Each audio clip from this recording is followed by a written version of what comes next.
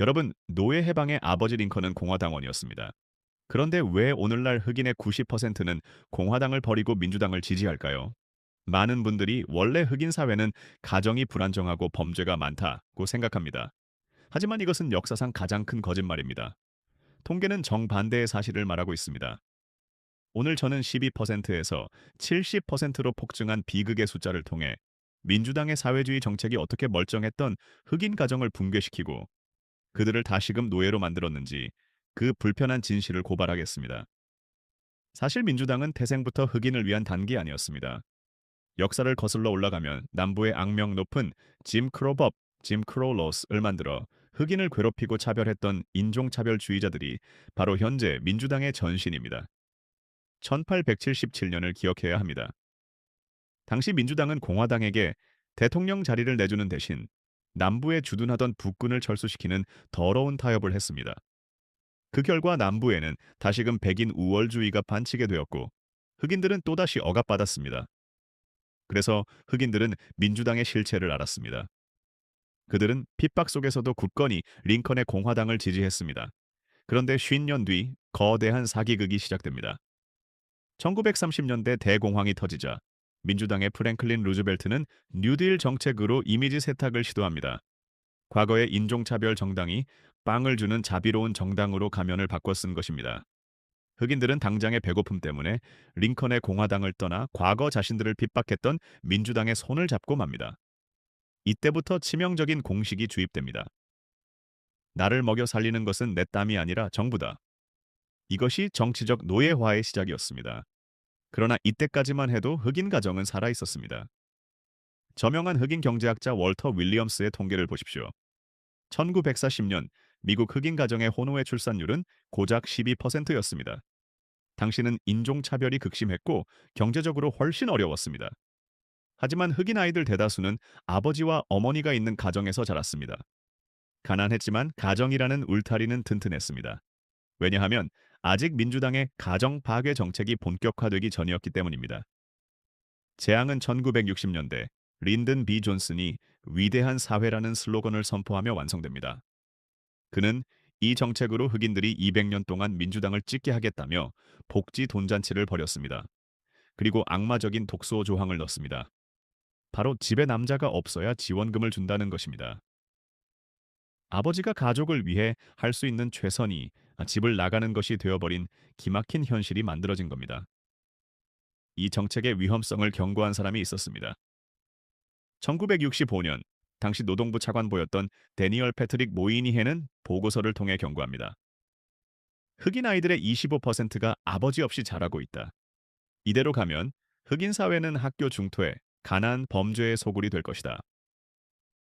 하지만 민주당은 이 내부의 경고조차 무시하고 복지 포퓰리즘을 강행했습니다.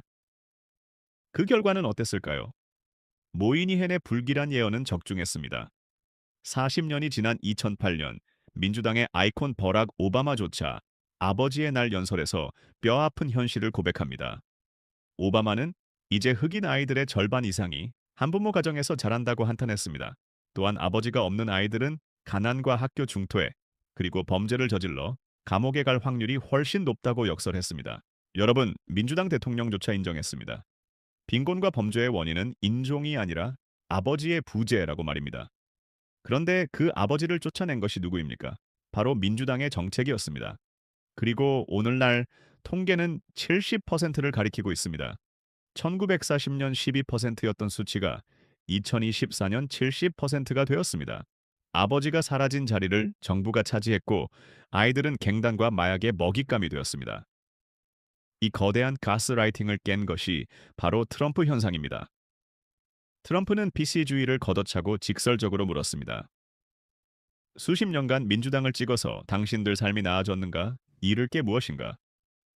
그는 복지 수표가 아닌 일자리를 주었습니다. 흑인 남성들은 깨닫기 시작했습니다. 나를 돕는 척하며 내 가정을 부수고 나를 노예로 만드는 자들이 누구인지 이제야 눈을 뜨기 시작한 것입니다. 여러분, 이 역사는 우리에게 분명한 영적 교훈을 줍니다. 사탄은 가정을 무너뜨리면 사회 전체를 지배할 수 있음을 알고 있습니다. 민주당의 사회주의 정책은 겉으로는 인권을 말하지만 실상은 하나님이 세우신 가정의 질서를 파괴하고 인간을 국가의 노예로 전락시켰습니다. 월터 윌리엄스와 모이니 헨이 보여준 통계의 진실을 기억하십시오. 우리는 달콤한 사회주의의 덫을 경계하고 하나님이 주신 자유와 가정의 가치를 지키는 거룩한 나시린으로 깨어 있어야 합니다. 그런데 여러분, 이 비극이 미국의 이야기만은 아닙니다. 미국 민주당이 흑인들을 복지 노예로 만들었다면 한국의 민주당은 전라도민들을 이념의 볼모이자 피해의식의 노예로 만들어 정치적 자산으로 독점하고 있습니다. 여러분, 링컨의 공화당을 벌인 흑인들처럼 대한민국의 전라도민도 속고 있습니다. 많은 전라도민들은 민주당이 서민을 위하고 독재에 저항한 정의로운 정당이라고 믿습니다. 하지만 그 뿌리를 파헤쳐 보면 충격적인 배신이 드러납니다. 현재 민주당의 뿌리가 되는 한민당은 서민을 위한 단계 아니었습니다.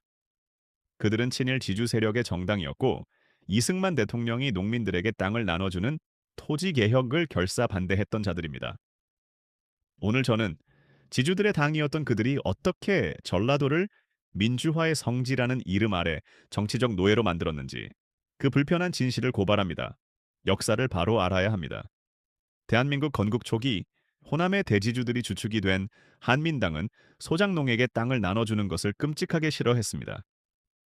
오히려 서민을 위해 땅을 나눠준 것은 보수 우파의 국부 이승만 대통령이었습니다. 그런데 어떻게 지주들의 단기 서민의 당으로 둔갑했을까요? 대한민국의 정치 격변이 속에서 그들은 살아남기 위해 지역 감정을 이용했습니다.